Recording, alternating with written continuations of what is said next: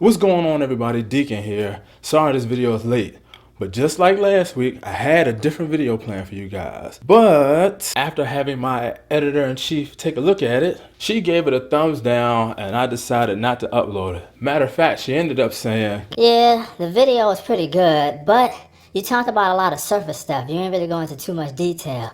And on top of that, why does it look like you just got finished working out and then just decided, I'm going to record a video? yeah, what you just saw is probably the most you're ever going to see of that video. So I just wanted to do a quick video thanking everybody for their feedback on my When Is It the Right Time video. I got a lot of good comments. And also a special shout out to LaGuardia Cross for sharing it on his Facebook fan page, because I also saw a lot of good responses there, along with the comment section on my own video. Now, believe it or not, I was actually going to take out the statement where I said, and lastly, in giving your answer, don't give me no cop-out answer like, well, it all depends on the maturity of the child. But my editor-in-chief said leave it in there, and I'm glad I did. Now, one thing that amazed me about reading a lot of people's comments is that, you know how sometimes when someone's talking and sometimes they can say just one word and you get stuck on that one word or that one sentence because that one thing just meant something to you at that moment. Well, the same thing happened to me in my comment section. It was a comment made by the Radical Home Goddess, and she said something very interesting that when I first looked at it, I was like, okay,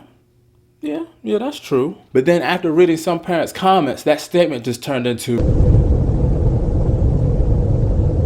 There were two major things that stood out to me after reading that comment again and then reading other parents' responses. And those main things were, first, when it came to exposing your kids to certain type of content, or whether or not you would tell them about Santa Claus or the Tooth Fairy or the Easter Bunny, that all of the parents, except for maybe two, and I'm not exaggerating, two, all had an idea of what they were going to do with their kids, how they were going to do it with their kids, and how long they were going to prolong it, regardless of what their kids thought. It didn't matter the maturity of the child, because the parents already had a preconceived idea of what they wanted to do with their kids until it came to the topic of sex. When it came to the topic of sex, then all of a sudden, that's when parents would hit me with the, well, you can't say that it doesn't depend on the maturity of the child, because it does. So based on the comment that I mentioned earlier and the parents' responses, it truly showed me the parent's temperament at that time, because it all depended on the parent, where they were, and how they felt about that subject. Now, don't get me wrong, all of you guys gave some excellent responses of how you would approach this subject,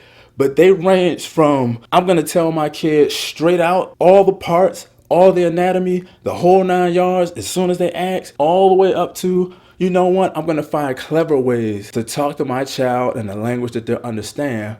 But everybody had a different approach, so that was good. But that's all I have, so I'm gonna end this video just by saying thank you all once again for all of your comments, all of your feedback. I thank you for all my subscribers, and I also want to thank LaGuardia Cross once again for sharing it on his Facebook fan page. Last but not least, I want to just give a shout out to two YouTubers who I've been enjoying their content and things they've been doing. First, to Joshua Gibson and him doing his Motivational Monday videos. They've been very good for me. You never know what point in time in your life you may need to hear a good word and a motivation to get you moving or get you back on track. And also Mr. H.A. Double, he's been a part of the Student Body Project. But I'm going to leave a link in the description to both of their channels that I want you guys to check out. And as always, be wise.